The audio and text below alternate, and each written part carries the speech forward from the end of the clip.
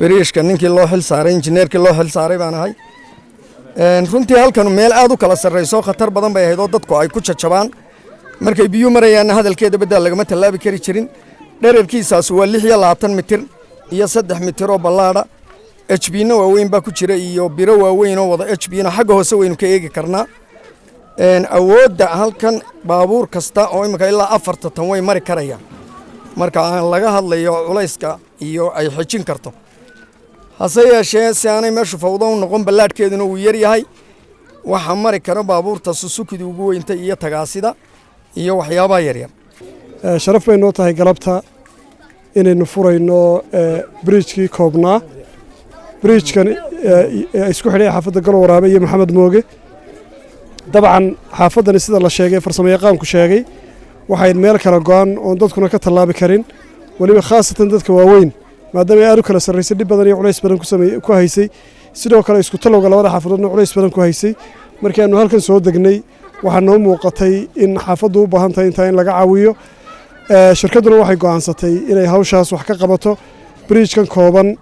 oo ay baabuurta yaryar sida la sheegay mari karaan ay ugu sarreyso Suzuki-du iyo wixii ka yariba waxaan ugu talagalay in xaafaddu labada dhinacna iskaga tallaabaan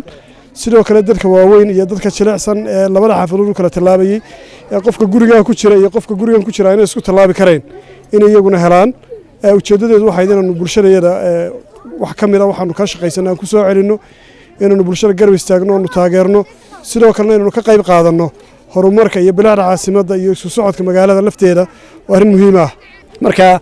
anagu tala Soomahan sida aan sheegay bridge-ka waxaanu ku caawinay xaafadda waxaan ugu talagalay in culayska iyo isu socodka xaafadda u fududeeyo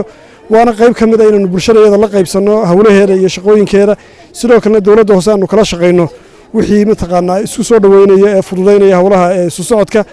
aad iyo aad baan ugu mahadcelinayaa maamulka shirkadda oo iyagu hirgeliya hawshan oo go'aan ka qaatay markay arkeen meesha iyo sida wax u yaalaan waxaan leeyahay anagu mas'uuliyadda qaybta naga aadan waanu qaadan doonaa waanu ka warhayn doonaa laakiin mas'uuliyadda ugu muhiimsan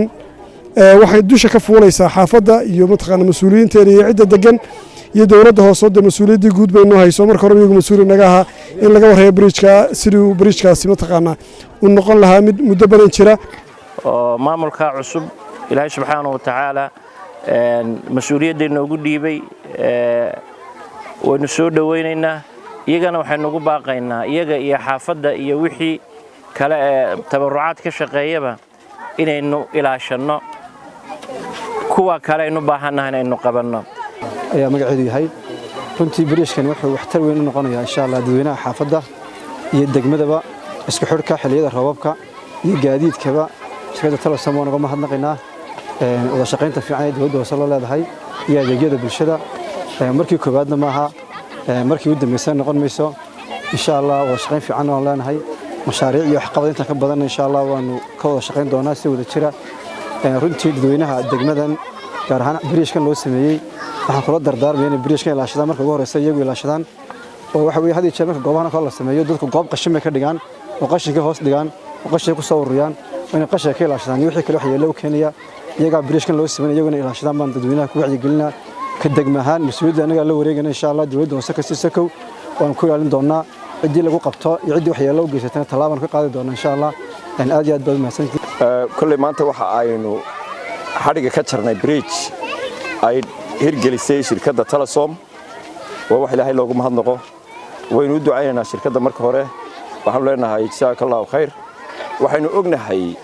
wadada in la yiri qofka dhagax ka qaada in uu ajar ka helayo bridge-ka noocan oo kala ah ee dadka waayeelka u baahnaayeen inay maraan dad iyo xoolo iyo baabuuriba shirkadda hirgelisay waxaan filayaa lacagtoodii inay gashay meeshii ku munaasibka ahayd marka waxa la aad iyo aad baa u mahadsantihiin dawladda hoose waajibkeedu waxa weeyaan waxa aad dhisteen sidii aanu anaguna u ilaalin lahayn aanu uga daba shaqayn lahayn gacantana aanu ugu hayn lahayn marka hadalka badin maayo waa aamin baynu joognaa aad iyo aad baa u mahadsantihiin kan iyo kuwa dambe aad u soo wadaan shacabka ka dhex ganacsataana waxaan leeyahay dadkiina baa u samayseen naftiina baa u samayseen la shukr ala waajib aad iyo aad baa u mahadsantihiin salaamu calaykum waraxmatullaahi wabarakaatuh aad iyo aad baanu maanta halka kan aanu uga mahadnaqaynaa shirkadda Telesom oo runtii fulisay bridge-kan yar ee isku socodka ah oo laga yaabo waqtiyada qaar inay dadku ku kala xanimi jireen oo guriga inaga soo horjeedaan gurigan kale u talaabi jirin haddii masaajidku xagga ku yaalana xaggan kale aanay uga soo talaabi jirin dadkii meelaha doonaya inay ku cibaadaystaan dariiq ama bridge marka la yiraahdo macnaha uu leeyahay dadku waa dareemayaan waxaana dareemaya bulshadii halkan maanta ku dhaagnayd ee maanta isu socota ee galabta isu socotay aad arkaysaan inay caruuruhu ku ciyaarayaan runtii taas ah farxad weyn ah taas runtii aan maanta xaafadan la qaybsanaynaa shirkadana aan ugu baaragaynaa oo leenahay jasaakallahu khayr ilaahay aad ka jasaaysiyo waa shirkad weyn Telesom oo qaranka meel weyn kaga jirta markasta oo loo baahdo ama qaranku u baahdana wax weyn tarta runtii waxaana ka mid tahay waxyaabihii Telesom looga bartay aad iyo aad baa u mahadsantihiin baan leenahay shirkadda bridge-kii la dhamaystir